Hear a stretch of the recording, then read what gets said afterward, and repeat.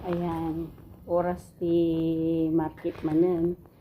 Basta Sabado, ag-market kami ti for 1 week nga masida. Yun lang kami.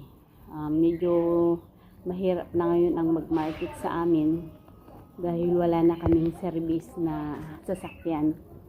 Dati kasi tuwing Sabado, meron kaming service na sasakyan. Sundo hatid kami ng sasakyan.